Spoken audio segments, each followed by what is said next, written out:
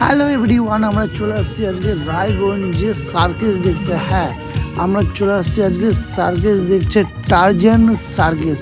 তো তোমরা দেখতেই পাচ্ছ কত সুন্দর সুন্দর স্টেপ দেখাচ্ছে, দেখে তো আমার মন ভরে গেল। আর তোমরা ভিডিওটা দেখো আর দেখে মজা নাও, আর লাইক কমেন্ট শেয়ার করে দাও, ভালো ভালো লাগে।